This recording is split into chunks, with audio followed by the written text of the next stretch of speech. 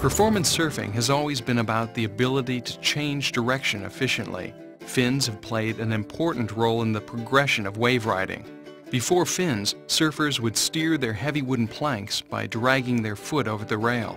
When Tom Blake first attached a fin to a surfboard, he was searching for better performance, and he got it. When I saw this fin on the boat, I figured that if it was used on a boat to keep it from side slipping on a turn, that it might work on a surfboard to keep it from skidding out.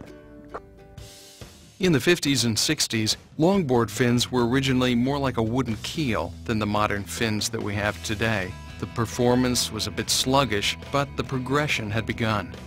In the late 60s and early 70s, surfing entered the shortboard revolution and fin design came to life. The smaller boards were being surfed more radically than ever before. In a single decade, surfing performance leapt forward. In the late 70s, a young Australian named Mark Richards adapted the twin fin design and quickly found a performance edge that netted him an unprecedented 4 world titles. In 1981, one of Australia's top touring pros, Simon Anderson, introduced the 3-fin surfboard. I was down at Narrabeen checking the surf out, and a mate of mine, Frank Williams, came out of the water with a twin fin board with this tiny little half keel fin at the back, and I just said to him, "Oh, what's that do, Frank?" And he said, "Oh, I'd help stabilise the board." And I thought, right, that's what I'm going to do. I'm going to make this thing real stable.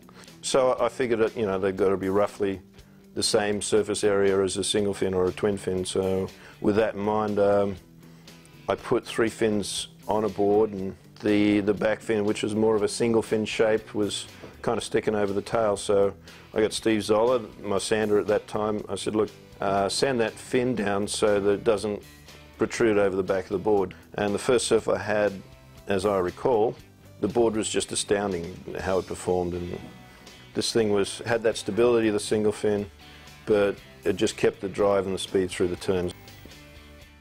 Throughout the 80s and early 90s, the thruster was refined and perfected.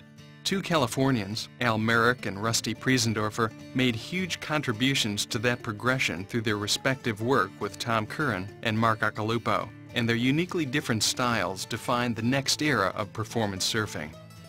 MR and Simon showed how fin placement could revolutionize performance. Thousands of other shapers around the world made significant contributions to design, each influencing those around them to continue the process and drive the performance levels of surfing higher and higher.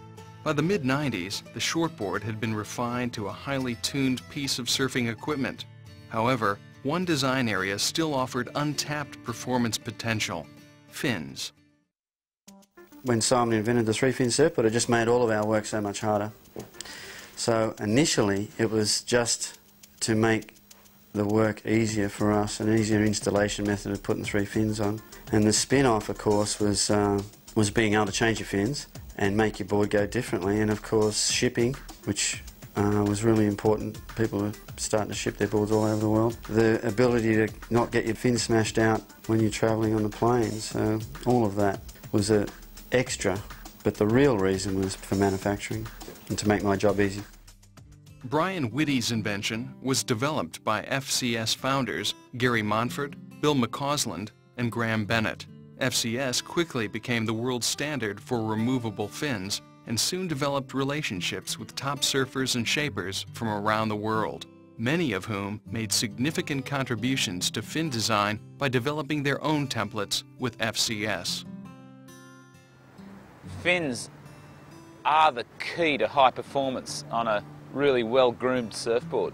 And then all of a sudden, here was a tool whereby you could just change the fin. It's kind of opened up a new world in a lot of ways. As you can see in surfing history, it's the opening of your mind to something new that brings about change in the sport. If you can keep doing that through fin systems or any other way that you can find, then you'll keep yourself young, you'll keep your surfing free, you'll keep the spirit of the sport.